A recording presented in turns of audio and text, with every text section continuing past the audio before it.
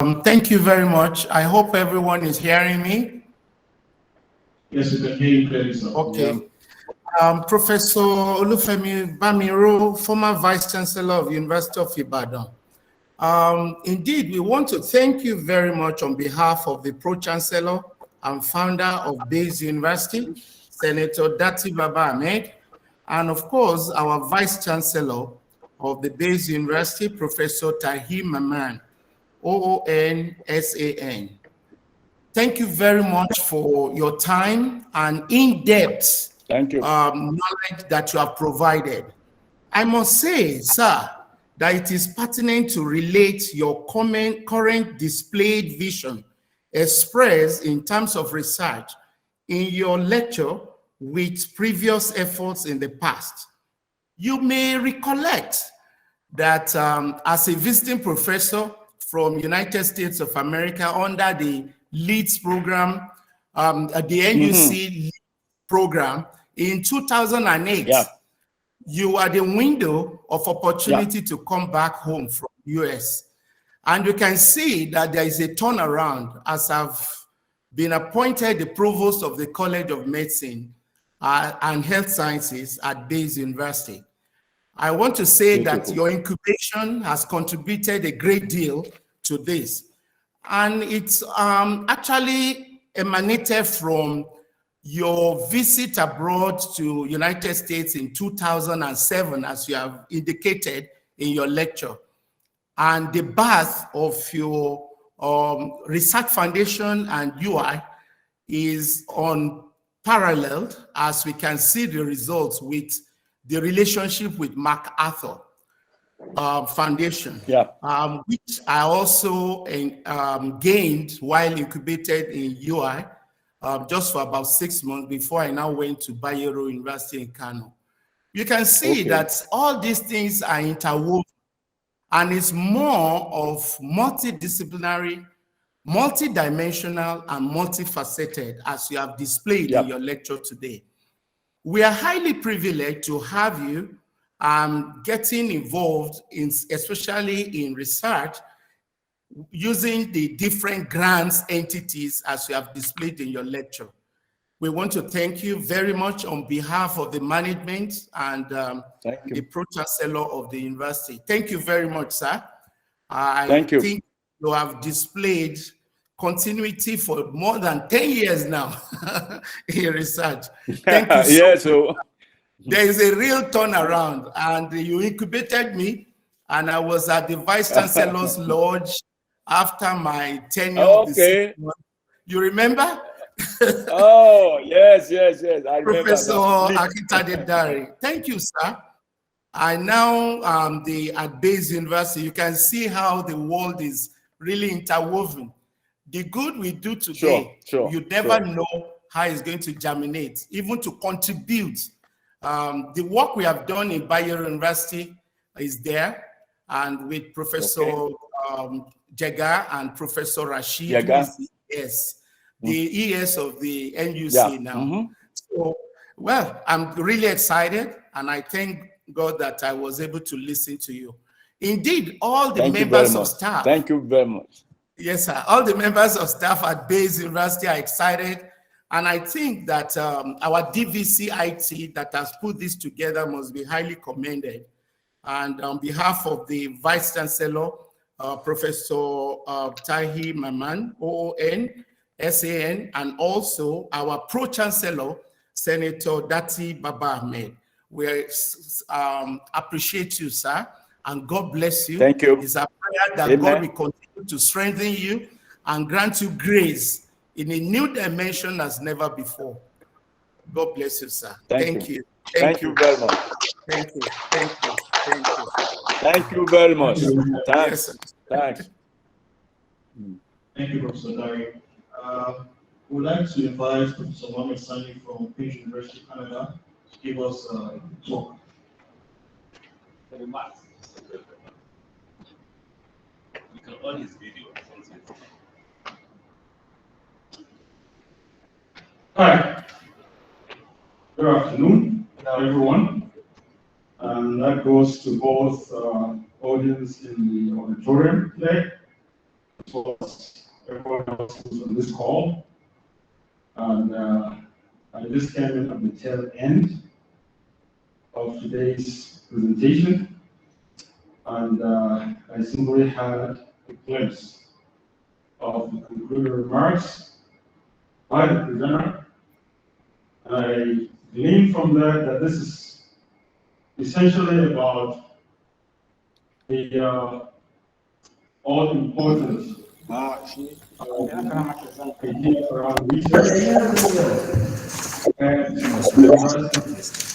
and colleges in Nigeria and beyond.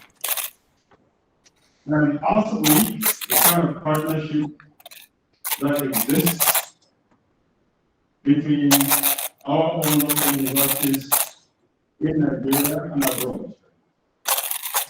And I think there are important examples to cite to demonstrate how critically important these types of partnerships are to our continuing existence as first-class universities in Nigeria, and our continued struggle to compete with other first-class universities outside Nigeria. So on this campus, I have to thank two of my best friends that have already made every effort to put Big University on the world map.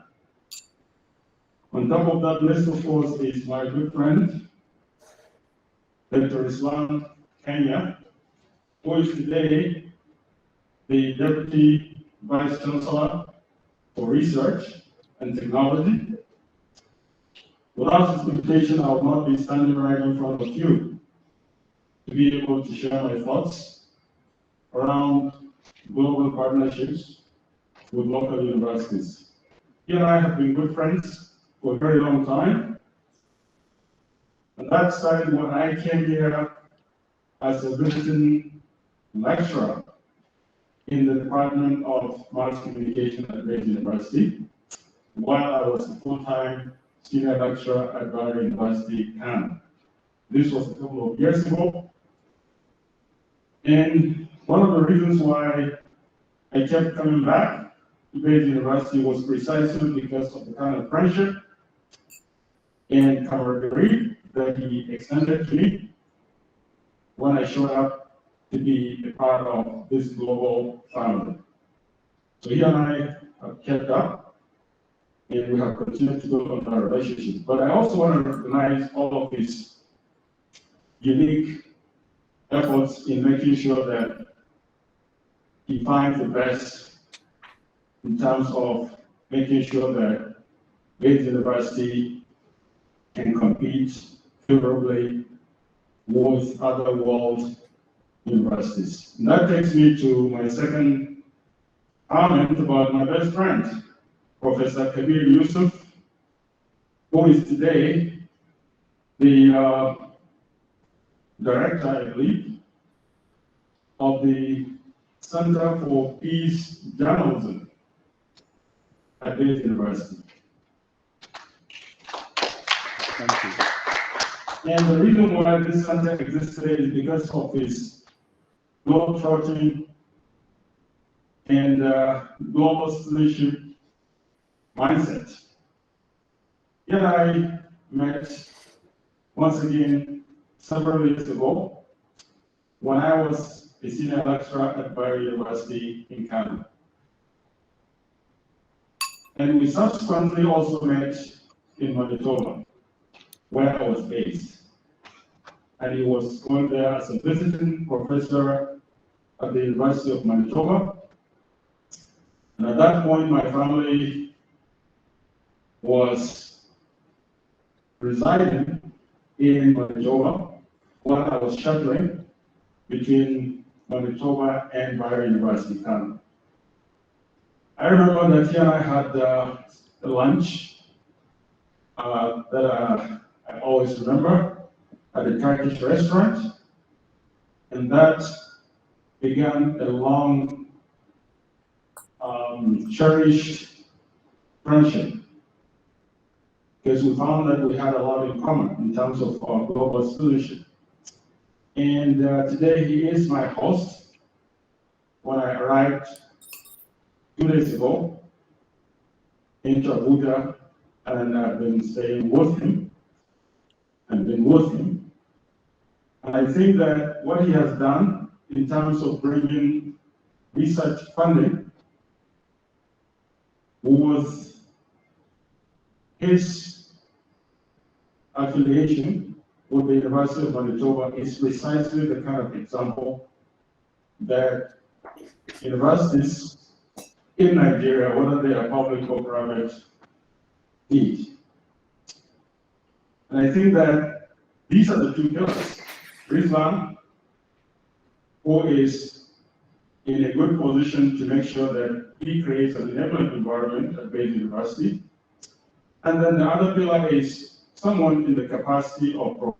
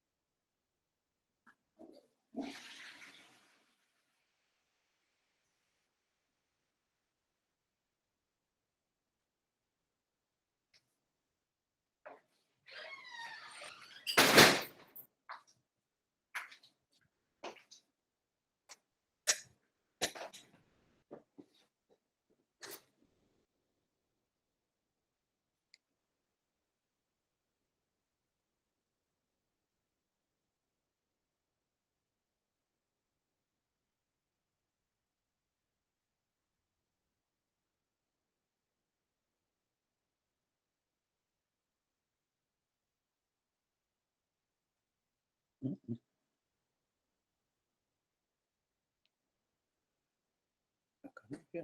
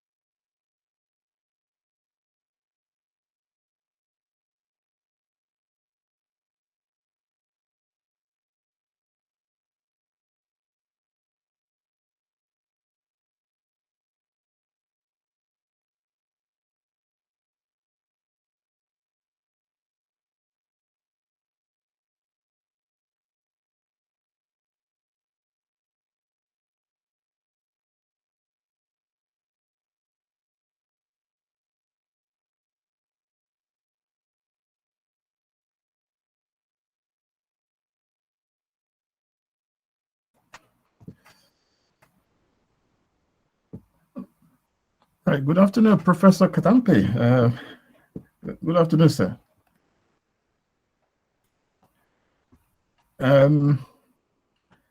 You need to unmute yourself, sir. Yes, I'm just hearing you now. Yeah, I'm trying to reach out to Ruslan to know what is actually planned. But I've not been able to get him. He's supposed to be speaking now, but I would really want him to introduce you because he has all the details. Yes, I couldn't. Once somebody was on stage talking, but I couldn't hear them anymore. I was listening to the person as well, and the whole thing just went off. Okay. I'm not even sure whether they are hearing us or not. I think there may be some sort of issue with the sort of. We can hear you. Okay. Yeah. If Ruslan is there, please come on. And I gave you my slide. If you can share that too. Ruslan?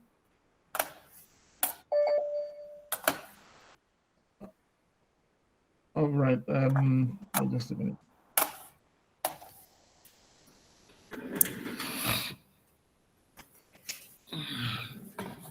Right.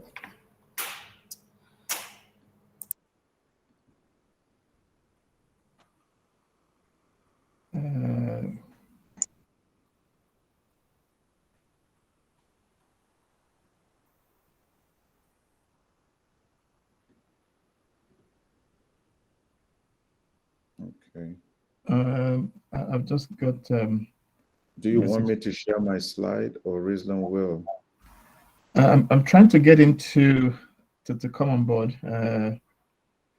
I think we can press on, and when it comes in, we can always do proper introduction. Maybe after your session. Okay. So I'm just going to introduce the panel very briefly to your presentation, and then you can. Do you guys, James? Do you guys have my presentation, or Ruslan has? It's actually everything is with Ruslan. Okay. So if you don't have a copy, we have to wait for him. I'm just trying to message him now to say, you need to share slides.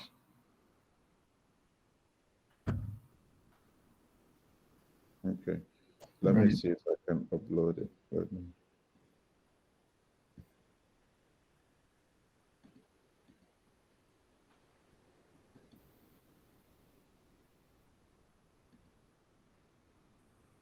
So can you see my slide? Yeah, it's coming up now. Right, it's coming up. Thank you, Professor Katampe. Let me just say to people that are waiting. Now, can I just welcome everybody back? Good afternoon, all of you. This is the second session, and we are privileged to have Professor Ibrahim Katampe with us. Now, I've come to know him, and someone that I respect enormously. It's an example to all of us, an inspiration to all of us as well, especially for Nigerian. We all try, and I certainly do, to follow his footsteps, as humble as I am. So we're privileged to have him, and he's going to be talking to us about the role of R&D and innovation in national development. Now, when Ruslan comes, it will do justice after the end of Professor Sayino's talk to introduce him properly. So for now, please, just trying to be academic, and we just go straight to the point. Sir, you can carry on, sir. Okay. Good afternoon, everyone. It's like James say, Professor James say, it's a privilege to be asked to come and present on the role of R&D. Actually, Ruslan said the role of research and innovation in national development. So I just added the R&D for some obvious reason, and innovation in national development. The three of us have actually digested this topic over the years, myself, Rizlan, and James, and it's a privilege to come and share with everyone. Is my voice quality okay, James? Yes. We can hear you, sir. Okay, very good. So the topic is divided into the role of R&D. Before you understand the role of something, I think it's always good to understand the importance of that thing first. What is that thing? What is that R&D? What are we looking for? What does it do? Then we'll look at the Nigerian situation. We say national development. You have to know where the issue is before you can develop.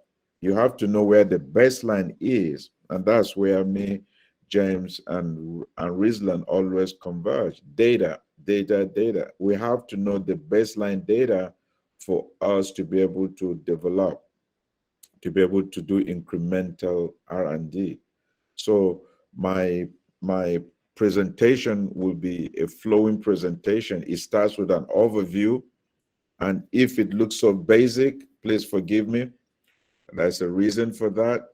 Rome wasn't built in a day, and I would just want to take us through the narrative, considering that we have different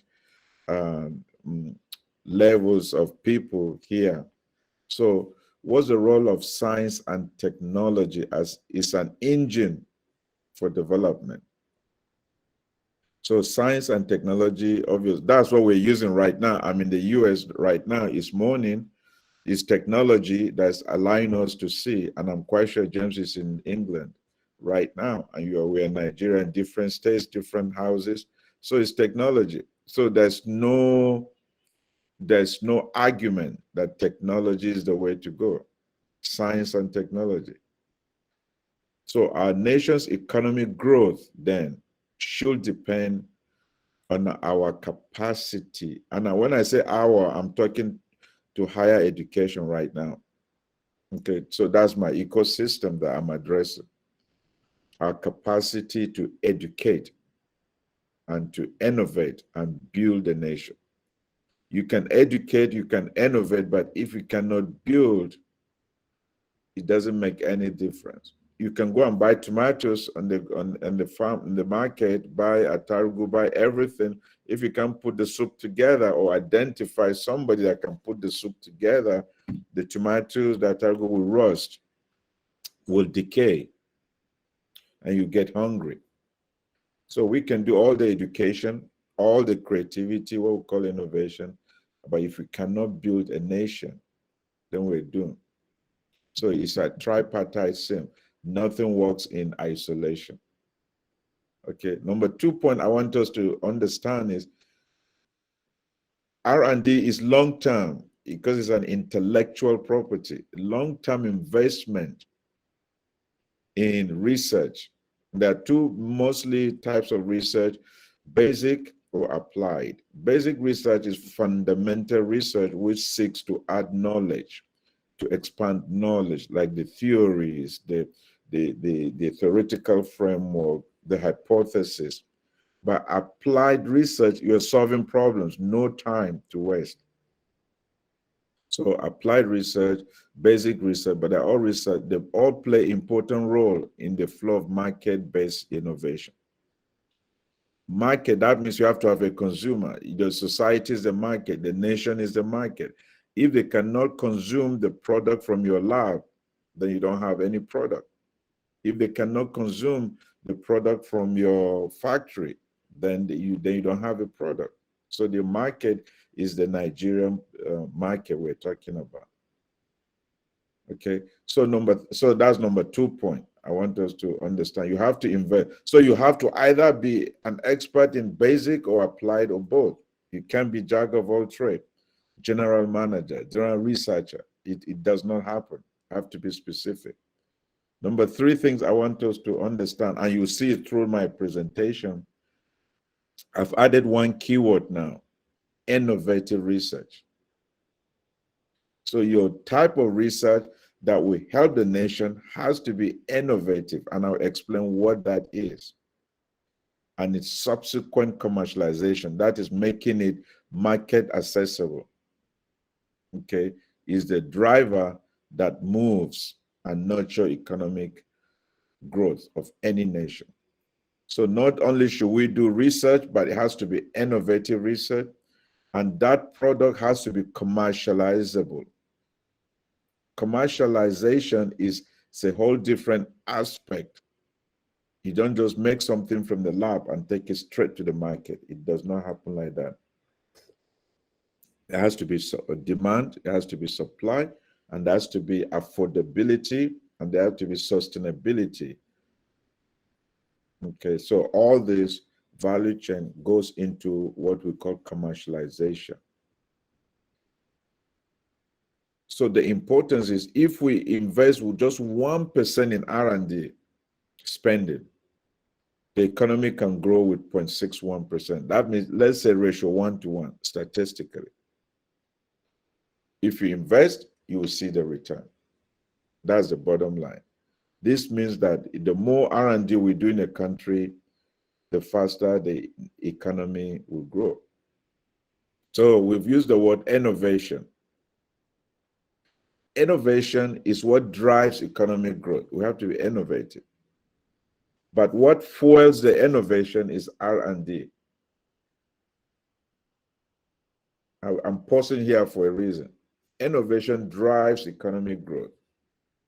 But you have to research, you have to implement your innovative ideas, that's called R&D, to be able to see the implementation.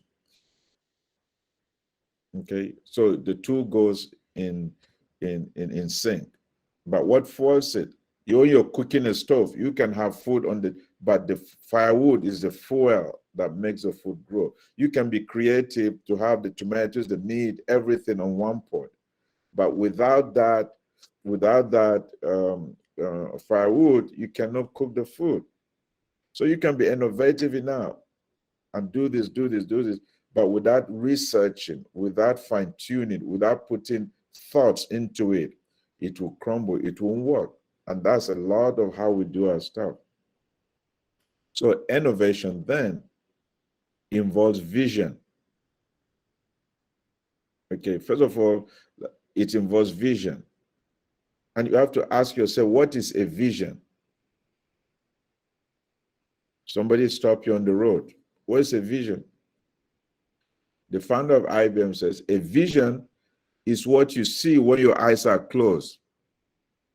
You have to see the end from the beginning. Everything you're doing in your research lab, you have to be able to see.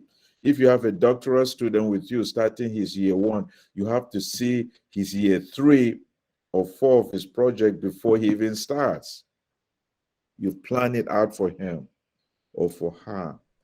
Before you start investing in R&D, you just go into the lab. You've seen where potentially you want to end up. But a lot of us don't do this part. It's very important. You want to go from Jos to Abuja or Abuja to Jos. You see a lot of people with their cars stop halfway because the fuel has finished. You didn't take data into consideration. You've seen E and F. Your tank says E, your tank says F. It's an indicator for something, but just jump on the road and you go and you hope you find 12 people on the road and you get stuck because you don't know where you get stuck. The vision allows you to plan all these things. That's part of being innovative. Creative. We're very creative. What do you do with the limited resources you have? Every world, every first world, whether it's England that James is in, has 3 things. The atmosphere, which is the cloud, the water, and the sun. But everything in between is innovation. Nigeria has the same thing. The soil, which is the land, the water. We even have Atlantic Ocean. England has ocean too. US has ocean too. And the clouds, the air. So basic things. But it's what you do with them. It's the creativity. You build houses, the same thing. The cars are almost the same. You have four wheels, you have this, you have this. Inspiration. What inspires you? What wakes you up every morning? Without inspiration, you cannot be creative. But you have to be thriving for solution. What solution are you trying to solve? I'm not saying what complaints are you going to solve? What solution, what complaint are you coming out today with? Solution. And all of us are intelligent human beings. And all of us have ideas. But that idea has to be intelligent, has to be able solution-driven, has to inspire somebody, something, has to be creative enough that you are fulfilling your vision. That collectively is what you call innovation. Whatever field you are in, you can be innovative. Okay, the investment in R&D, the human capital. You see, we are human resources. When you say a capital, that means you expect what? You expect return on investment. So we human beings are the genesis of development. It starts with us. So we are supposed to return the investment the nation is making in us. So until we return that investment, we are just human consumers. We are just resources, but we are not yet transformed into human capital. So it's very imperative that we do that for our region to develop. Let's take a look at countries that have intensified their R&D. It's called R&D intensity. It's a matrix. It's an indicator of the importance a country places on innovation and growth. That's why you are doing what you're doing. Dr. Risland placed emphasis on Base University on R&D. That's why we're having this discussion. The nation Nigeria plays a big role in R&D. That's why you see the efforts of TED Fund, left and right in the country, R&D. Are we there yet? No, we can never be there, but we are sure nobody will ever be there, but everybody's making an effort. But I just want you to see the trend.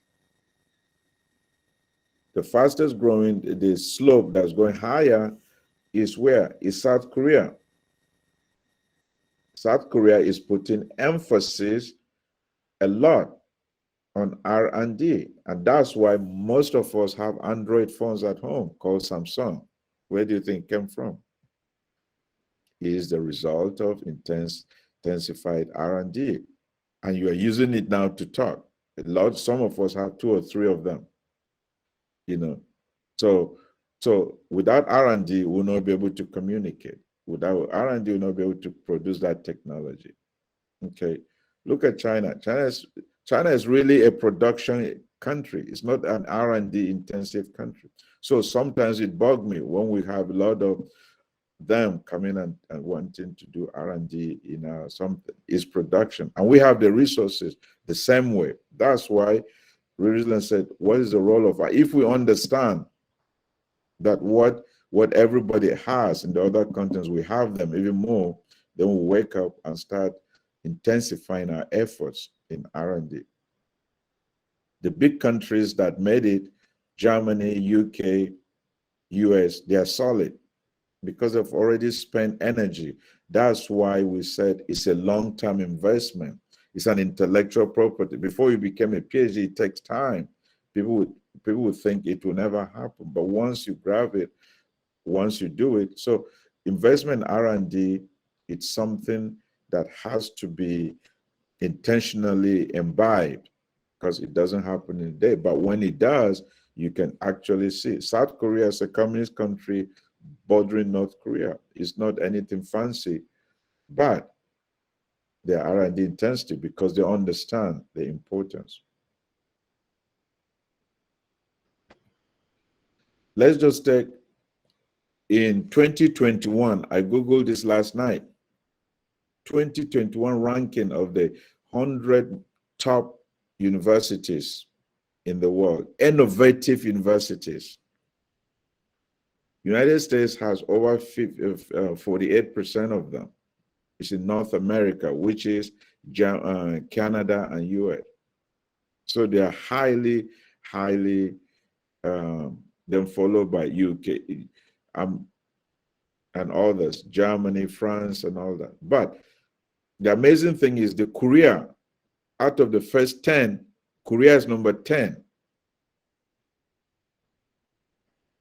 The first 10 innovative universities, Korea, one of the universities in Korea is number 10. Guess when it was founded? 1971. What does that tell us? It tells us that our youth are also can be innovative and can surpass, the efforts that the older generations are doing. So we can innovate. Let's look at the first three. We're very familiar with the first three: Stanford, MIT, and Harvard. Let's just look at the first three. Oops. If you look at Stanford University, students and faculty in Stanford invented the Google. That's why we are in a technology now called Google Meet. Risland just sent me the link. Without the R&D, we would not have been able to meet. And this was done by researchers, students like us, faculty like us, but in an institution like Bayes University, who is trying to enable R&D. It's possible. It's possible. That's why it's an IT research innovation workshop. How about HP? A lot of us have HP printers. We are used to HP, but HP is Hewlett Packard. Two guys, the same thing. Okay, even the aeroplane, the Wright brothers, they are people, they are human beings, they are researchers, constantly working. Think about the vaccines. The COVID, the SARS virus has been there for a long time. Research has been going on. Cambridge University, Oxford University, all this AstraZeneca was because university was doing research. The Pfizer, the Moderna, all this. So without university, look at the Ebola crisis that came. Without R&D, they wouldn't have squashed it. And it happened right in Africa, in Nigeria, to be specific. So R&D is so key. But Stanford University, Google, HP, if you put all the entrepreneur companies that came out of that university, they will form 10 largest economies in the world. Bayes, you have all the opportunities. Your VC is very enterprising. The environment is conducive. There's no need for us not to motivate our intellectual capacity to do what the Stanfords of the world have done or are still doing. How about MIT? MIT, Massachusetts Institute of Technology, has produced 90 Nobel laureates. One university producing 90 Nobel laureates. Is that magic? No. It's also higher education. Can we do it? Absolutely. Okay. If you put the companies together that came out of MIT, they have employed 4.6 million human beings. We don't have to wait for government to do everything for us. The revenue generated from companies, entrepreneurial centers, from MIT alone has revenue of 1.9 trillion US dollars. This is university.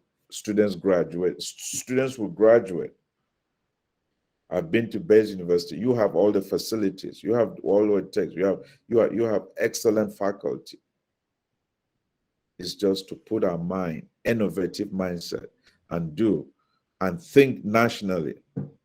Okay, we have to solve our own problems. We don't copy what is here if it cannot be applied at home. Harvard is the oldest institution of higher education in the United States. Actually, something about MIT, okay, Harvard Harvard has produced 32 presidents. Just one university has produced 32 presidents. Guess what? Their endowment alone, their cash sitting down in their bank account is 39.2 billion endowment. A university. Okay, so I've shown us even the Korea that started in 1971 has already made it. Okay, Stanford has been there, MIT has been there. So we have to keep asking ourselves why. So let's take a lens, because as a researcher, you cannot just go emotionally, like my friend Rislan would say, we're too emotional, and James too, and that's our problem. We cannot be emotional. Data is data. We have to use data to make good research judgment and even come out with good research topic. So let's take a lens through what we call Nigeria, because we want to develop this nation. And I'll just take, it's not, if I go on and on, it will waste time. But Nigeria is not just an island. It's a country in Africa. So I'm going to start by looking at Africa. Because if you don't know your microcosm, if you don't know your ecosystem, you'll be lost. Africa is one of the continents. We all know that. But guess what? Africa is the fastest growing continent. That means we in Africa, our population is increasing more than any other continent in the world. That's reality number one. So by 2050, half of the world population will come from Africa. Can you imagine? Everywhere. By 20, and we're in 2021. We're almost going to 2022. So it's not far. In 30 years, half of the world will be Africans.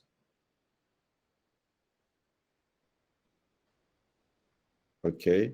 Number two, Africa is the world's second largest and second most populous continent. You say, what? Yes. But the problem is, when I ask you now, are you an African? You say, no, I'm a Nigerian. I'm a Ghanaian. I'm a Kenyan. When you say Chinese, you say, I'm a Chinese. I'm from China. But they have more small provinces. India will say, I'm from India. But a typical African, no, I'm not from Republic of Benin. Just you're an African. And then you should see the potential. But the world divides you and make you little, so you feel yourself little. So your thinking also goes little, because you don't see your relevance in the global picture. Remember, they say it's a global village. You don't see yourself playing a role in the global scheme of things. And meanwhile, you'll be half of the population in not so distant future, but you're thinking less of yourself. So that's the mindset has to start changing. Okay, but look at the map of Africa. It's strategically placed in the middle of almost the whole world. So we are strategically positioned. Even Nigeria, 15 degrees east of the equator, is strategically positioned. We have the Atlantic Ocean. We have a conducive atmosphere. In the north, the savanna, in the desert, savanna, forest, and all that. Every climate you can find is there in Nigeria, is there in Africa. We don't have the tornadoes. We don't have all the hurricanes. Everything's just perfect. So let's go to Africa and go to West Africa. You see, I'm painting this picture so that you will know how to innovate within the atmosphere, within the environment you're in. If you don't know your environment, you cannot innovate.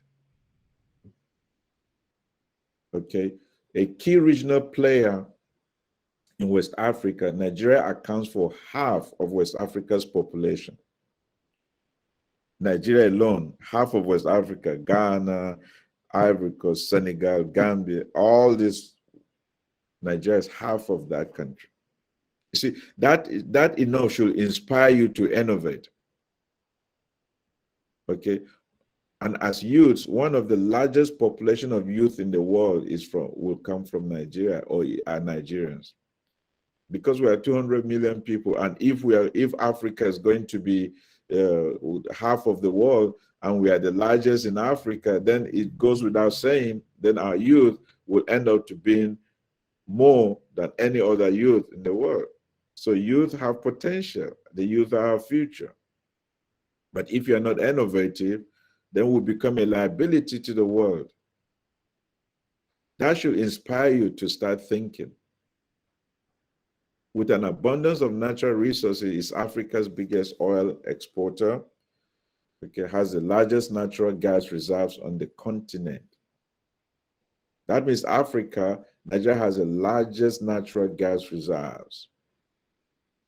We are blessed. We have petrol, we have natural gas. But a lot of us don't cook with gas. We still cook with firewood. We go and deforestation, we cause deforestation of our land. When there is, that means we are not innovative enough to tap the natural gas that's there. That's all what it means. So let's see, how is the world looking at you? Now you've seen yourself. You have everything. But guess what? What's the world looking at you? We always say United Nations, UNESCO, IMF. How are they looking at us? Because until you know how the world's looking at you, you can never innovate. They said invention is the mother of necessity. If you don't know why you should do something, you will never. So I've given you the reason to inspire you. So let me show us how people are looking at us. The IMF, the World Bank, United Nations says poverty is on the rise in Nigeria. Because the population is increasing, very soon there will be half of the world population, but their output per capita is decreasing. Our GDP in Africa is the highest, about almost 432 billion, followed by Egypt, and third is South Africa. Actually, Egypt has even surpassed South Africa. They go back and forth, but Nigeria is way out there, 400 and something billion. So we're doing a lot. But with population, the way the world economics work, if you look at the per capita, that means per people, we are almost down there. We're like $2,000 in a year. So that's why they say we're big for nothing, because we have so much people that are not producing anything. So that means we need to be innovative to solve this problem. You're working so hard, but you're not seeing the result because only a minority are working. Actually, there's a data, I just took it out this month. Only 14% of Nigerians are carrying the weight of all the other Nigerians. 14% are the one carrying the weight. Is it sustainable? No, it will break. So we have to be innovative to get out of this culture. Our life expectancy is growing. It was 52. It was growing. But if poverty is rising, so a lot of us will age, okay, and become old without anything to support our old age because our children do not have jobs to sustain us. So it will be a misery. So even though it's a blessing to get older, we will be regretting to even get older because the condition of living will be worse. That's the implication if we don't solve it. So what do we need to do? So I've shown you the two sides. We have everything it takes, but this is the reality. That's how the world is looking at us. So that means we have to innovate. We don't have a choice. So it's a call for us to self-reflect on the importance of research and innovation in nation building. So we have, the second point is we have to collaborate among ourselves. A wide array of scientists, thinkers, philosophers need to come together and stop all this divisiveness, think together. The deans between your colleges, you have to collaborate. There's no one department that formed the iPhone. It was the physics, the marketing, the technology guy, the economics guy, all those things. They come together. You cannot take a product out by yourself. It's a no. So all these ideas of general contractor, general manager, it does not exist. It's all in the head. Okay. That's why everything stands still if the boss is not there, because everybody's it's not utilized appropriately. So we have to change our mindset. Then our campuses has to be innovation hubs. That's why by wisdom of Bayes University, you now have DVC innovation. It's a good thing to lead to successful business entrepreneur centers of excellence, because to be like the Stanfords of the world, to be like the MIT. And that's why you even hear Ted Fund talking about the triple helix. So university should be transformative. The knowledge should be transformative. We say we live in a knowledge economy, but it's same old knowledge. It's not transforming anybody. Okay, so when we say paradigm shift, it has so many meanings, but Cambridge Dictionary said a time when the usual and accepted way of doing or thinking about something has to change completely. Okay, so the burden is on us. We need to be able to change our mindset. So I will accelerate now that I have formed the picture. Look at what Einstein said. We cannot solve our problems with the same thinking we use. So that means most of the issues is all about our thoughts. So it's human created. So it's only we human beings that can solve it. That's why I said England has soil. In fact, we have more land than England, but they have the sky, just like everybody else, and they have the water. Nigeria has the land mass in Africa, in the continent. They have the ocean, they have the water. In fact, we even have River Benue, River Niger, and all the different rivers. Then we have the sky too. The only difference is the human beings. Okay. So, as a man thinketh, so he is. With the same thinking we use when we created them. So we created our own words. So Einstein, in his wisdom, is saying you cannot solve the same problem using the same algorithm. I'm using Riesler's language. You have to change the permutation. That's what research is all about, because time is changing.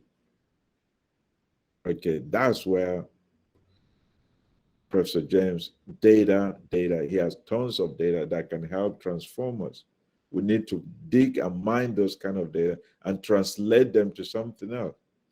You cannot build a reputation on what you are going to do. Every time we say we'll do it tomorrow, but when a new government comes, no, it does not work like that. You see, the mama put in the market with her restaurant, she's wiser than us.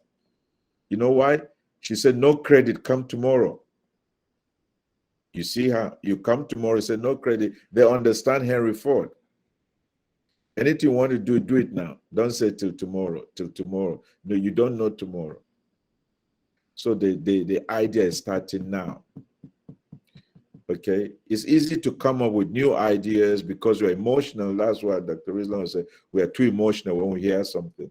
We're too emotional, we take decisions abruptly. No, the hard part is letting go of what worked 2 or 3 years ago. Oh, in the past, we used to do this.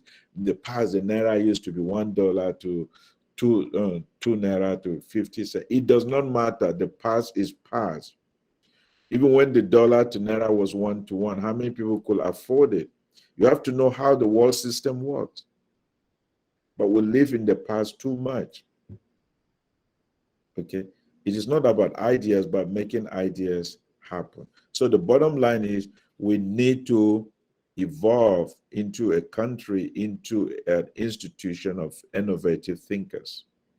If we have to make it, your campuses, your departments, your colleges, your deans, have been strategically positioned for this purpose. Nobody's an island. You have to innovate. Otherwise, when your time expires and these students go into the system, they'll look at you and say, you know what? I spent 3, 4, 5 years, and this guy that was my dean, that was my faculty, was just wasting my time. Because they will learn. They are learning faster. Information is traveling faster. You don't want to be a statistic. So, now that we know, let's reposition ourselves to fit into a culture. Now I've added a new word, a culture. Let it become a culture to us. You see, at home we say, in my culture, we do this, in my culture. So for us, the new generation and the upcoming one, let us have our own culture. Okay?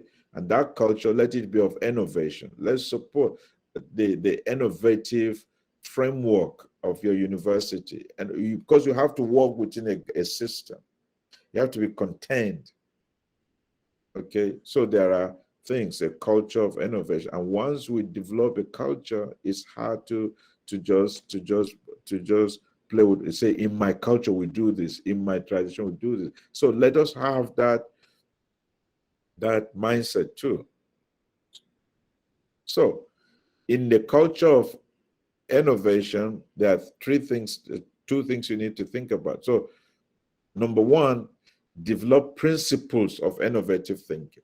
So I'll walk you through 4 or 5 steps how to make it our culture, so that when I meet with us in Abuja, I say, hey, what are your principles? What have you been going on? So that we're starting to speak the same language. Number one is principles of innovative thinking. Remember, I didn't say principles of thinking.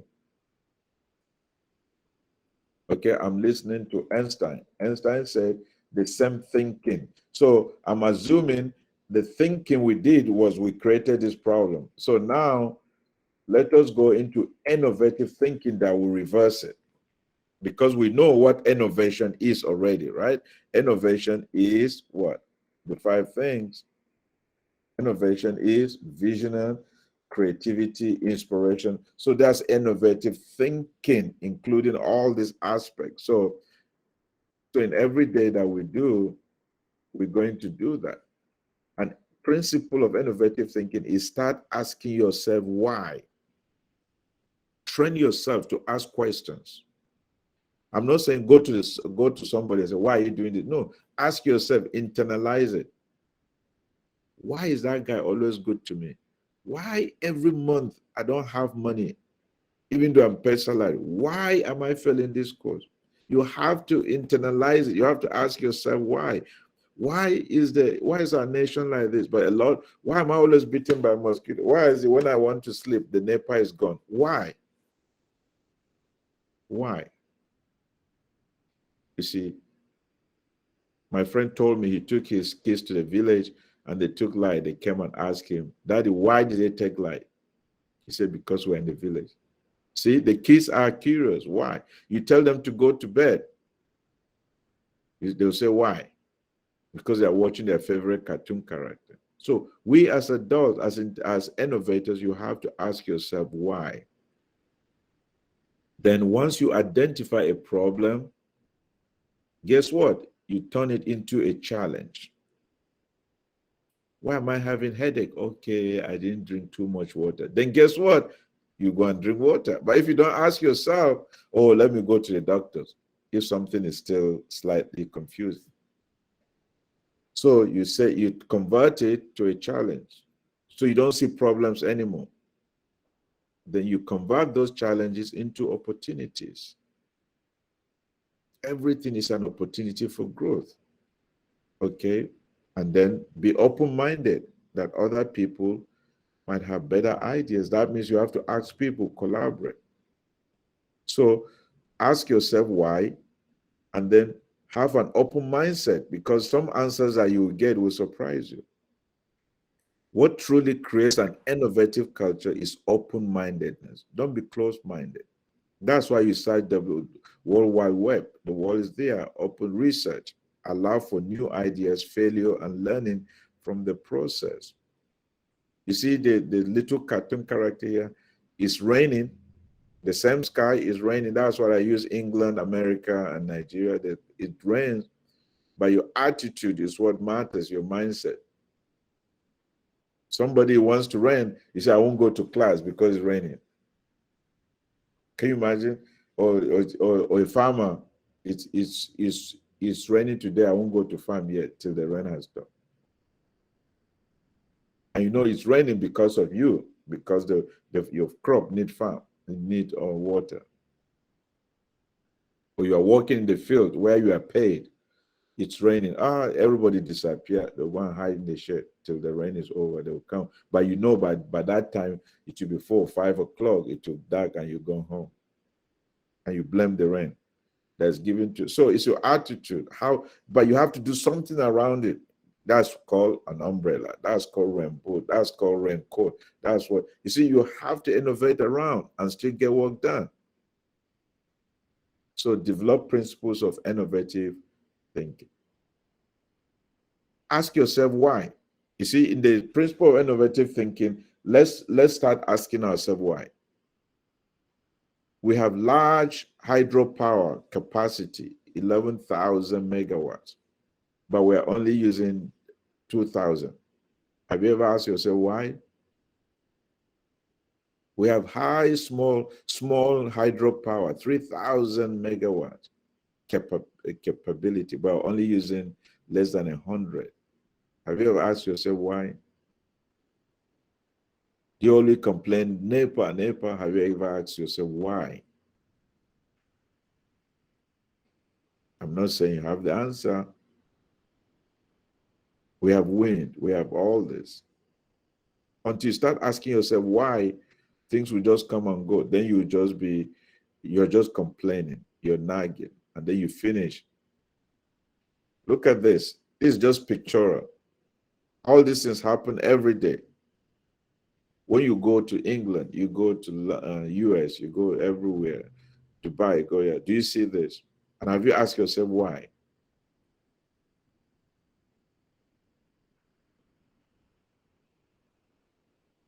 You know, air pollution. Air has no boundary.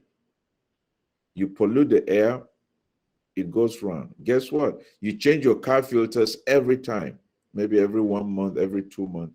What do you see? You see junk, you see black stuff, right? You see black stuff. Do you service your lungs every month? No. But we see cars like that. We see this like that, catalytic converter. We do this. We don't have air pollution, air quality standards. I'm not sure. That's why most of the houses, there are no filters. But those are innovative research ideas because it will reduce lung cancer, it will reduce stroke, it will reduce heart diseases. Just the quality of air that you breathe. And if we are going to be half of the population, you see, even before COVID, you see Chinese will be wearing a mask. We'll be like, if you go to Japan or China, you see them wearing, because the population is high, population density, so they take care of themselves. All the keke napeps that we have, can they be turned into battery, solar, clean energy? Can some vehicles use pure diesel, pure oil? You know, we have to think, catalytic converter, to convert that gasoline hydrocarbons to pure carbon dioxide and water, which is energy. But most of the smoke that comes out are carbon monoxide. They're dangerous. Can we stop deforestation, forest fires? Those are the questions we need to ask ourselves. Do we see this land? Do we spoil the soil? You know, the soil is a living thing, but we eat the wrap, then you wind down your car and just throw it. You're abusing the soil, but you don't know that. Right by your house, you're abusing the soil. You don't even have place to plant anything. You see here, this soil has a wound. It's broken, right? Nobody cares, it's not healing. Why? We live in an ecosystem. Have you asked yourself why? We, the younger ones, have we asked ourselves why? That's a question. We're not asking, we're not developing innovative principles. And if we don't develop innovative principles, we will not develop as a nation. Noise pollution. Do you know noise is pollution? Even if somebody is coming in Abuja by himself, without anybody, you still hear him, pee, pee, pee. Why? Have you asked himself why? And that distracts. But guess what noise pollution does? High blood pressure, stress, sleep disturbance. Okay? It says most of the noise pollution coming from traffic noise, of course. Aircraft, we don't have that much in Nigeria anywhere. Noise from industry, we don't have much industries. Noise from other, so it has to be noise from other sources and noise from traffic. Even the way we build, the rain is falling, torrential rain, you cannot, you sit in the same sitting room with somebody, you cannot hear him. Those are opportunities for building materials, research, to mob the sound. A big lecture theater, 40, 50 people, even if you use a microphone, it will echo. Then you'll be straining your ears to hear. That's the opportunity for R&D. But because we're not asking questions, then you become, look at the consequences, you become restless and lethargic. And if you become restless and lethargic, you cannot be innovative enough. You'll be so stressful to even think. And noise pollution can affect plants' growth. And the plants, we're even cutting them because we are building too many houses. So there's no ecosystem balance. And we're going to be half of the world's population. So does that look like we need to innovate? I think so. And noise reduces learning, of course. If you go to the classroom and somebody's knocking, you can't concentrate. Let's look at the Delta area again. We have all this Gulf, water. One of my friends, blue economy hour. We are not taking advantage of that. We have Niger, Benue, and all this Gulf. Do we do commercial fishing? I don't think so. In the Atlantic Ocean, in the Gulf, is there a taxi, water taxi from Lagos to Port Harcourt just on the as going through a boat that will reduce traffic on the road? We'll say no because there will be kidnappers. We'll say no, there will be this. But the water is there. So those are the creative ways we need to be thinking. We depend on this oil. We have market for this oil. Opportunity for energy. But guess what? Do you know that for every crude that we send out, only 20% is gasoline that we get back? So if you send 5 drums of crude, you're only getting back 1 drum of refined. Okay, so what happened to the other components? We have to be what? Creative in trying to process these things ourselves. Fractionation, we teach each other in simple chemistry, and then maybe that's what TEDfund is aiming at. Maybe there'll be small businesses, and maybe policies will come where you have small refining processes or small engineering company, small entrepreneur company will show how to separate the different fractions with a little engineering prototype that's affordable. We call them modular. Local content modular done in Nigeria. It will help because you will see the other distillates and other products. Guess what they are? They are mostly methanol, ethanol that we use in the lab anyway. So can you see a base university engineering department having its own modular and getting just 1 drum of crude, even if it is a crude that has been spilled? You just get your 1 drum of crude. You say, yeah, just give me the crude that has spilled. So you just go and clean up the delta, but you're cleaning up to do your own small modular. I mean, creativity. You get license, then you're generating your own power at the cheap rate because you are cleaning. So you can call it waste to power, waste to energy. Okay, so we have potential in everything, and oil, we give it nature. But guess what? We are not even in the drilling of the oil. We are just in the downstream. So we don't want to go and do the dirty job. So the foreign companies are right there in the land, in the deep sea, drilling. Sometimes maybe we don't even know how much we have because we don't want to go into the deep sea. Innovation involves taking risk, creativity. Otherwise, people will determine your future. How about light? Light. Because, oh, if I have light now, but guess what? 2005 energy consumption by sectors. In Nigeria, most of the light consumption goes to household. What does that tell us? And we say we're a service industry, a service economy. But more we enjoy more. We want to enjoy more because all the generator, the what you call it, the solar, everything goes in household. And you see the irony with solar, the solar panels, we have a lot of dust, right? After a while, the efficiency will drop because why? There's dust everywhere, so it forms a blanket. So we have to start thinking, how can I prolong? How can I save my money? Then you keep digging in more and more and more money.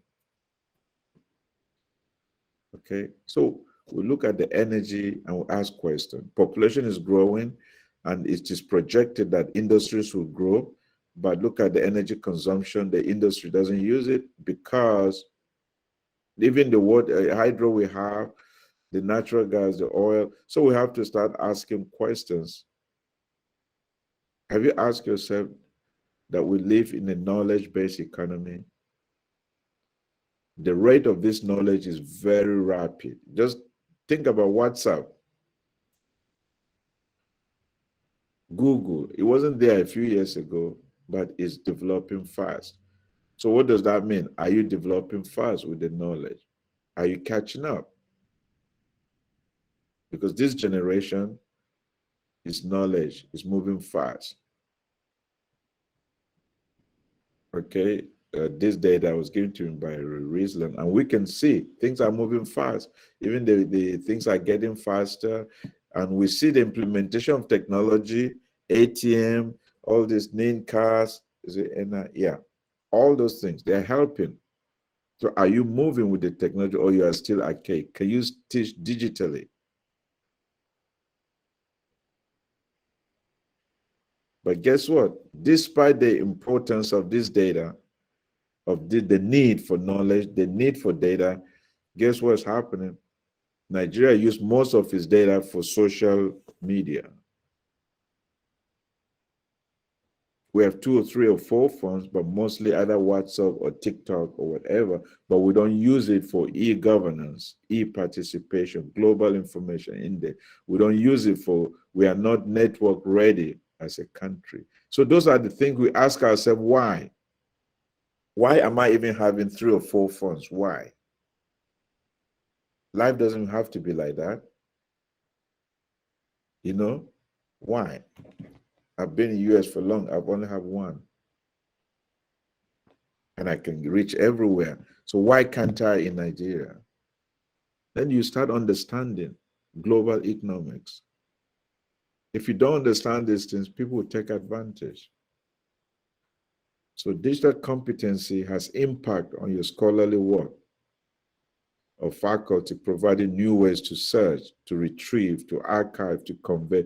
The world is global. Nobody, if I don't have to, okay, I'm here now, 7 or 10,000 miles away. You don't need to see. It's morning here, it's afternoon in Nigeria, but we're still talking and we're still communicating. We have to ask ourselves why, if I cannot do it. Why must I buy tens, thousands of units to load to my phone to do that? Why can't I have access? Why is there digital inequality? Then it will prop innovation, it will prop creative way.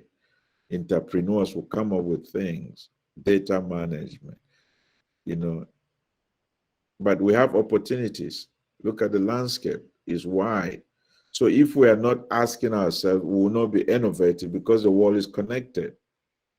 We have connected buildings, connected vehicles, infrastructure, AI, all this thing, 3D printing. How some houses are still built 3D, the drones, okay, wearable devices to check blood pressure, to check all these things, so that people don't have to go to the hospital before their blood pressure is taken. You can wear just a wristband, take your blood pressure, transmit it straight to your doctor. You go to your doctors right now, you have to look for your card physically. Computer science students, what you need to be developing apps for hospital. You know, all these things will make life easy. All the mirror dragging, boom, boom, boom, boom. You motorize it. It's a small research. Motorize it with a battery system. But who is working on the battery system to store the amount of energy? That's our voltage, like 240, right? Or something. It can even kill you once you are shocked with electricity, because there's so much power, we don't need that much. If you can store it and distribute it, smart grid, because people don't want to pay NEPA. So you develop a means. You don't just say, you don't just say, okay, there's no light because you don't want to pay. You devise a means. So that was principles. Now, the other second thing is cultivate seeds of ideation. Now, if you start asking questions, you start getting answers, right? But before you start saying, aha, I know the problem, the next thing you need to do is cultivate seeds of ideation. All that I've taught you is principle of thinking, of asking questions, intelligent questions. Then you start having ideas in your mind. Okay. Don't stop there. The next is cultivate. You see, this is an agricultural word. When you cultivate something, it takes time. It's a process. The reason why you're cultivating this ideation, you are seeking for cooperation, you're trying to remove barriers, and you're trying to work through resistance, because all those things are there. That's why it didn't work. So don't just say, aha, I know why James has been looking at me like that. Okay, bingo. No. The next thing you need to do is ideation. Okay, you see the problem lady here? She's the one that has asked herself why, and she came out with that problem. I said, okay, now I can see the problem. I can see why I'm failing that course. I can see why every month end I don't have money. I can see why my child is this. I can see why this government like this. Like now she takes that problem to challenge, to convert it into what? Innovative challenge. So the secret to ideation is one, convert your problem into innovative challenge. So now it's an opportunity for me to solve that problem, because I see it only as a challenge. Remember, the principles say, ask why, then the problem converted into a challenge. So now it's an innovative challenge. But I know I cannot solve it alone. So the third thing I need to do is I'll challenge my colleagues to suggest what? Creative solutions. You see, that's innovative. You are not challenging your colleagues to discuss your problems again.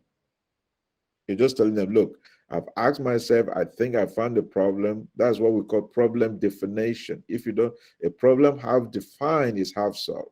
Then you challenge your colleagues. Colleagues are people in your ecosystem that will say, you know what? I think this is the problem, and I've converted it to a challenge. Please, what creative solution can we bring? Because there's nothing that is new in the surface of the earth. So what is a creative solution we need to do? Then those your colleagues in your ecosystem, without giving you ideas, without discussing, that's collaboration. That is skills you need to build, communication skills, no arrogance, humility, be open-mindedness, that people will know But you pick the right people, not idiots that will just tell you and make noise, just go around in circles. But then they tell you the light bulbs will become, oh yeah, I didn't think about it like that. Oh yeah, I didn't think about it like that. Oh yeah. But then you combine those ideas and evaluate. That's where data now works. A lot of us just take this idea and run with it. That's why we fail. You combine the ideas and what? Evaluate the ideas. That's data analysis. That's analytics. What does this idea telling me? What is there before that I need to have known? How did they evaluate success? You know, so these are the data analytics. Okay. Statistics, analysis, and then you start thinking. But you see, you take an experienced person, don't go and just take it. You see, the lady here is not the one analyzing her own data. Ethics. That means you have to have people that you can trust, independent. When you're sick, do you treat yourself sorry, most of Nigerians we treat ourselves. Just go to the pharmacist and buy tablets. And that's wrong. We self-medicate. But majority go to the doctors who will tell you. You know, you know what you want, but the doctor will tell you differently sometimes. And the doctor consult with other doctors and pharmacists, and they'll come up with a solution for you. So why don't you do the same when we do nation building? Why do you always complain? Why will you write only on the newspaper for public consumption? Why are you not going to lab experimenting? The institutions there, the structures there. We saw the Google. Then you evaluate. Then look at everything as, remember I say human capital. Look at everything as revenue generation opportunity. That problem is a challenge to generate revenue. If you look at everything as business, we will succeed as a nation. Not government, give me this, give me this, give me this, give me that. Even that's a business too. So the government will go broke. And if the government goes broke, then we're done. But until you look at it as a business, you won't appreciate. As a business, you clock in at 8 o'clock. But as a business, 10 o'clock, you are still heading to the office. That's not a good business. You've lost 2 hours, and then you expect him to pay you for 8 to 4. Meanwhile, you came at 10. And lunch break is 30 minutes, but you take lunch break. When you're gone at 12, you say, okay, I'll see you at 3. Is that good business? Your business will collapse. Your business will what? Collapse. So cultivate the seeds of ideation. Am I making sense? So principles and the seeds of ideation. And seeds of ideation is forming a strategic collaborative partners. You collaborate to share knowledge. In academia, you have the students. You develop them into human capital. Then your innovation, your creative work, problem solving, technology incubation, and entrepreneurship is all part of the innovations ecosystem that Resiliency is heading at base. But you have your capital already, turn these students into return on investment. Even their parents have invested. And then you create an enabling environment. Because if this investment and innovation fits into the community, our immediate community, then the environment is enabled. But base university itself is an enabling environment. You have a bank there, you have, it's secluded and all that. When I was going there, I fell in love with the cashew trees just before the gate. So it's serene, it's right there. And then you enter the walkway, the hallway by the bank on the right. It's just made so nice. Different cafeteria system, just to make it conducive. So you collaborate across your ecosystem in order to successfully deliver a solution driven. Don't be jack of all trade. Who is in your ecosystem? Who do you think are your value addition people that can add value to what you do? But you are busy getting together with people that are not enablers, cannot add to you. You're a computer guy, you're hanging with history person, he's not in your ecosystem yet. Unless you're solving problems. unless you are giving him, he's giving the history of computers to be able to, or the history of human behavior, or buying ethics, or you're staying with an economist guy because he's helping you to understand demand, because you're going to create a software that will do something. But you're just hanging out to play cards.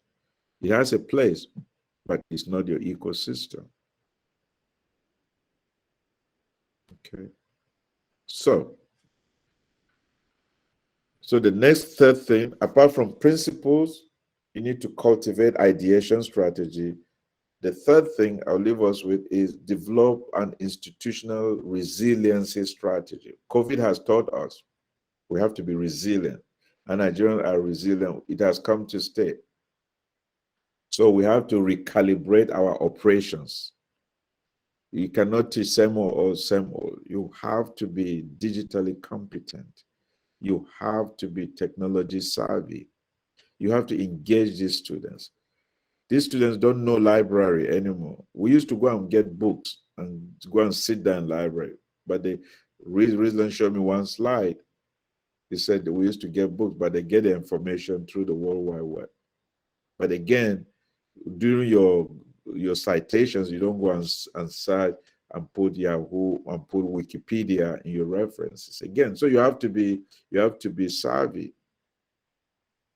Not every information is academic, is intellectual, but it's all there. You have to be intelligent enough to see it. That's why in innovation, you saw there's one chart that says intelligence. You see, you have to be intelligent enough to know the difference between the information you get. So to be resilient in the times of lockdown and all that, you have to create a positive attitude. You have the internal fortitude to make it already. Okay, but positive attitude. Even if the lab doesn't work well, okay. You come to the lab, okay, Nepal fails one. Okay, that's fine. That's a country where that's why I'm working on it. I will solve it. Okay. Attitude, not circumstances affect your achievement, but your attitude. Oh, because my dad has this, had that. Okay, no. It's your internal strength that will enable you to bounce back. As a chemist, I'm a chemist. E plus R equals O. Event plus response is outcome. Events happen in life, but how you respond to it will determine your outcome. So always have positive attitude. A bottle is half empty or half full. Always see the light at the end of the tunnel. When you do that, then that means you are seeing possibilities. Again, Einstein said weakness of attitude becomes weakness of character. Okay? Have a positive attitude to everything, positive outlook. It can be better. I can do it. Even though my teacher gave me a C the last time, I can be a B student. Even though this, don't be bitter. Don't be bitter. COVID has taught us that the world is interconnected. So remember, I showed you a slide of the interconnected research here. The world is connected. And guess what? Whatever you produce in Nigeria, we eat here and vice versa. And then when you come to US, you buy stuff to go. When you go to England, some of us go and buy even paper towels because we don't have paper mills in Nigeria. So the world is connected. You go and buy suit, the Balmain and all that. It's not that we don't have tailors in Nigeria, but the world is connected. You go, oh, when you go to England, buy in Paris, buy me that perfume. So you go, the world's connected. So what are we buying from Nigeria? What are we doing? So nobody is an island now. So the world is interconnected. That's what COVID told us. That's why when there's a lockdown somewhere, there was a lockdown. Now there is this the Omicron. So because of that, we need to reposition academics for culture of innovation. That's what I went through. Okay, but the thing we need to do to be resilient is unlock technology to deliver our education. That's what we're doing right now. We're unlocking technology to deliver our programming in your classroom. When Dr. Risland showed me what BASE is doing, I was amazed. No one student in the same class during the exam sits is cut off all this cheating. That's technology at its best. In his office has a big dashboard. He knows where every system is. That's leadership, knowing where the thing, and then you pinpoint situation and isolate them. Otherwise, it leads to guesswork. It's not just a big screen with some signals happening. No, it's a functional screen. It's like a tower. It's like a control tower of the airport. You see every computer signals going anywhere. I see that, he knows where to go. That is operating the 21st century. So teaching life skills is needed for the future. So these things we need to be innovative. So I won't bother. I've already talked about collaboration across campus. So departments, colleges collaborate. Engineering collaborate to develop something that health, medical sciences will use. I said, this stethoscope was made here. This biomaterial that you can insert was used here. This plastic thing, this band-aid was used here, using natural stuff. Reposition academics for a culture. So that means skills through few clicks. They have phones, tablets, computers. We need them for the 21st century. Not just buy your iPad and all you do is especially students take photos, record videos, record. No. Steve Jobs did a good job. Soft skills. Teach the students soft skills. Effective communication, creativity, important life skills. Essentials to navigate through this. Unlocking technology. That's why we are here. Innovation. Educators across the world are experiencing new possibilities. So what are the hurdles? Not everybody can afford it. Even if you afford the laptop and everything, how about the data, the energy, the power, the units? Then an average parent cannot keep buying data. So you see, our own issues are slightly different. So we need to be able to be creative to come up with solutions. So according to Dell Technology Report, 85% of the jobs in 2030 that Generation Z and Alpha will enter have not yet been invented. So all these are younger ones. It's not this kind of job they will be doing. Was there an Uber a few years ago? A Lyft in Nigeria is called, is it Botit? No. Anyway, Ball, something like that. You see, so according to a World Report, Economic Force, 65% of primary school children today will be working in a job that don't even exist today. So we just have to impart. We need to be flexible and adaptable. Okay. The few things I'll leave you with is get comfortable with being uncomfortable. That means learn things, deliver lectures, hybrid learning, force yourself, faculty, force yourself to get to the next. If not, you cannot collaborate with the world. Invest in mentoring each other. That means legacy. And be authentic. You don't know, you don't know. Okay, you know, you know. Then you put your ecosystem together. Be self-confident. Because once you have that PhD, that's the highest level you can get in reading, in getting. It's called Doctor of Philosophy. You're not going to write any exam again to become any other person. So you have to invest in growth and mentoring, vertical and horizontal growth, mentoring people, networking. That's legacy. So that these students will look back, the MITs of the world, the Stanfords of the world, the Harvards of the world. That's what happens. Who have you mentored? What is the outcome? The result will be obvious on the street. Entrepreneurship. So thank you.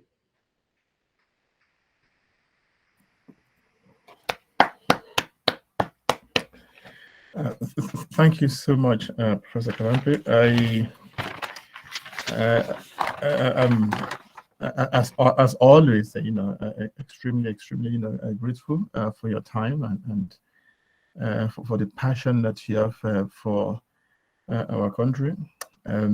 We can't get a good ambassador than Professor Katampe, and I'm so glad that he leaves his busy schedule this morning to join us so early, as he said, in Ohio. Ruslan is going to come in just now. Ruslan will come in just now to say more about Dr. Katampe, but I just want to recap on a few things that that is said. Ruslan, if you just bear with me for a few minutes, just for the benefit of those who are listening, but we may want some sort of short summary of what he said. It won't take me 2 or 3 minutes. I'm not using slide. I will just be talking, so you can put that slide there on. Now, there are so many takeaways that I put down that I heard Dr. Professor Katampe, saying. For me, the key thing there, it actually, started by giving us the context. It situated Nigeria, Africa, and so on and so forth, and then reminded us as we really can't stand still, and the importance of those 5 principles in innovation. And I put them down here. It talks about innovation, creativity, intelligence, inspiration, and ideas. All these are components of innovation, and he also reminded us that it is no point in us complaining. We can't keep complaining. If things are not right, let's put this right, and we can't keep on looking into the past as well. And then something interests me here, a bit of a challenge, in terms of developing innovative, thinking, and that is actually very important. We need to start challenging ourselves.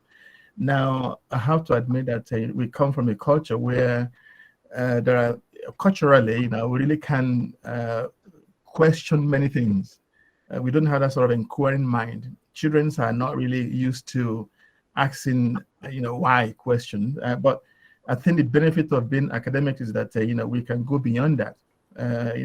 A PhD simply means that we are contributing to knowledge in a way that helps us to push back the boundaries of knowledge, and that means we have opportunity to ask questions and then query others. So I like that that point that you made there. Ask question. Just ask why.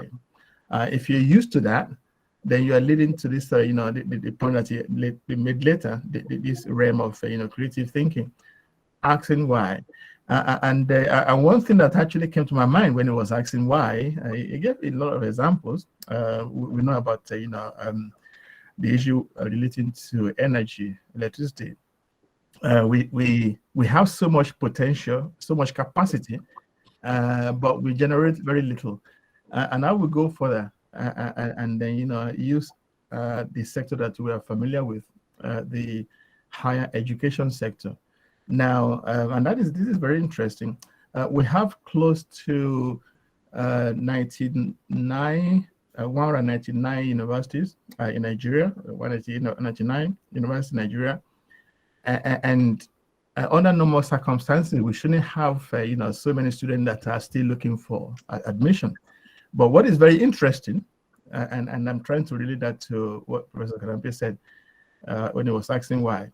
What is interesting is that out of this 199 university, just one, not far from Base University there, just one accounts for 25% of the entire undergraduate admission in Nigeria.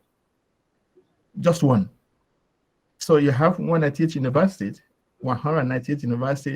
account for 25% of undergraduate students, but one university alone accounts for 25%, approximately 540,000 students as at December 2020 undergraduate. This is coming from the Committee of Vice Chancellor, the data. So people should ask why. Why is it that this year, 2021, out of 1.3 million people that sat for JAM, the universities are collectively in Nigeria were only able to admit, just 430,000. So why do we have over 800,000 students or candidates that are still, are not able to get to get admission? So I like that, Prof. It's a very good, food for thought. And they're coming to the end of it now. Looking forward after COVID-19, it challenges us to think about how we can reposition our institutions, developing a positive attitude post COVID-19. And I like the equation of E plus R equals O. Event plus response give us a outcome. Really, really very good. So moving forward, I think the takeaway for me, among so many, is that we have no reason to complain as academics. We can change our environment. We can make things happen, and we can only do that if you have this culture of research, but not just research, innovative research. And I think going forward, as he reminded us, the importance of boosting faculty and student resilience. Talk about technical expertise, positive attitude, and get comfortable.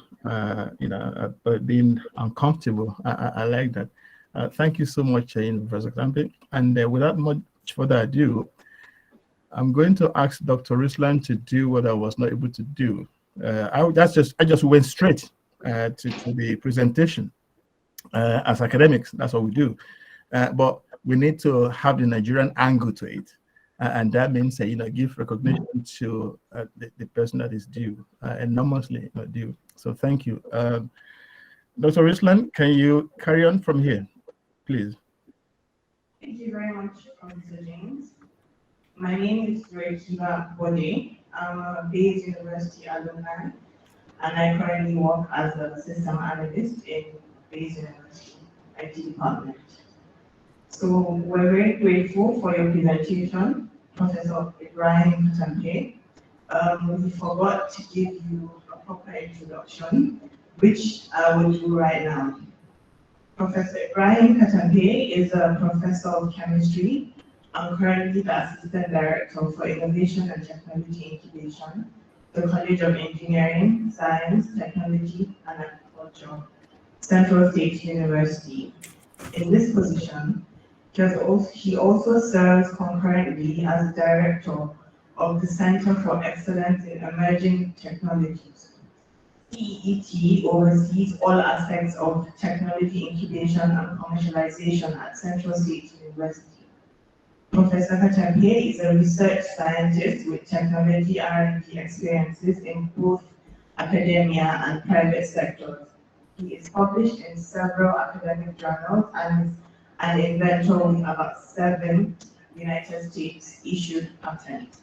As a grant writer and reviewer, he has contributed to the university's grants as either principal investigator, co-principal investigator, or active participant, faculty mentor in grants from different funding sources such as National Science Foundation, Department of Defense, National Institute of Health, United States Department of Agriculture, National Institute of Food Administration, United States Department of Education, National Aeronautics, Space and Administration. He is a recipient of several awards, including the prestigious Planet Africa Science and Technology Award by the Planet Africa Group, Canada, the Soin Award for Technology Innovation by the Montgomery County, USA, Sochi Academic Leadership Award, USA, and 2-time recipient of the NASA Faculty Research Fellowship Award. So we'll now move to the questions and answers session. Is there any question from the audience or from our participants online?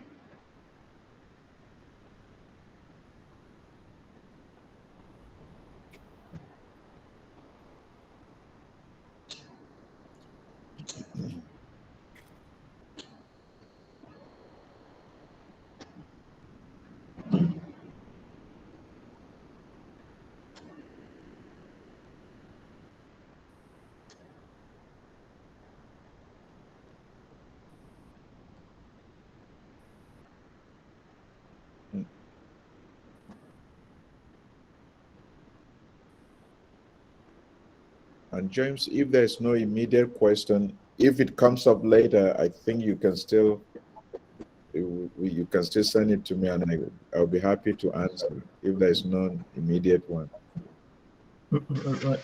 Thank you, sir. I was just trying to message Risland to know if there are questions that we want to compile, and so we can send it to you. Now, I mean, people can also contribute. If there are contributions that people want to make in relation to what Professor Katampe have said, please, you're welcome. Remember, his time is extremely limited, very early over there, so we wouldn't want to keep him if there are no questions. But if there are, later on, we'll be happy to compile and then send it off to him. Perhaps I may just ask Professor Katampe, this question. How do you see Nigerian University responding to the current crisis? In the I'm talking about post COVID. You mentioned some of them, but if you can be specific a little bit in terms of where do you see our role, the roles of Nigerian education in terms of helping the government to really come out of this, because the government seems to be a bit confused. They're not using much research to inform policy. At the same time, universities are not really, they're not showing that they're there, that they can actually address some of these problems. How do we get this synergy, quadruple that you're talking about? How can we really make it, happen? Right. I think, thank you, James. If I understand the question, how will tertiary institutions help the government think along the area of this developing resiliency? Yeah, that's right. That's right. With respect to this COVID. That's right. Yeah. Yeah. If that's a question, number one, I think some of our university systems are not actually helping. The reason why I'm saying that is we always wait for government intervention, but this is the time now that the thinkers, which are the universities, the PhD, should come and say, no, this is how this is what we need to do. Example, the thinkers in the university should be able to say, I can no longer teach 400 students with COVID in the lecture theater. That means you define the problem, but you have to be able to profile a solution. That means, can I do hybrid? That means I have 2 workload, I have twice the job. How can I handle workload policy? So it's only, but I haven't seen academics discussing this. But they're expecting, I might be wrong, they're expecting the university, the federal government to tell them this is what you need to do. It's just like the federal government said, implement online. You see? But then everybody started going around in circles, want to implement online. But the faculty themselves, I don't think are trained, because they are teachers. We don't want to change the old way we teach. Okay? With online comes, I have to learn new stuff. That's why I said be comfortable, and you have to accept. Why are they forcing me to go online? Is because there was no reason. But now with the global pandemic, this faculty that has been teaching for 20, 30 years it's not tech savvy. Now suddenly you're telling him to teach online. So then there has to be a platform in which you train these people. But I don't think the mechanism was there. Even here in the US, the problem came, but it was another issue of liability. Because once you are teaching online, you are live. If you make a mistake, the students can hold it against you. So how do you, so it's a whole different mindset than you in the classroom. So, but I haven't seen the discussions amongst Nigerian academics discussing this. They always say, yeah, we'll go online, and they jump to start online, but you can't start jumping online without actually saying, are we even prepared? Are we? So the narrative has to start from the university system. We are the ones to help the government, because we are the one with the boots on the ground. We are the ones that will institute the social distancing. But the university system has been full of infrastructure that will not work for the 21st century global pandemic era that we're in, because our lecture theaters are mini stadiums with for 200, 300. It won't work. It won't work. And the mode of delivery, the audio system, it won't work. So we have it, but it is only us that will sit down and think and advise the government. Right, thank you. I mean, so basically, when you talk about these life skills, that should be extended to academics as well. Yeah. Yeah. Okay. Yeah. Right. Okay. Thank you, sir. Right. I will hand over to colleagues in Nigeria. I can see another, Bowden on the screen. Do you want to carry on? Thank you very much, Professor James and Professor Katampe.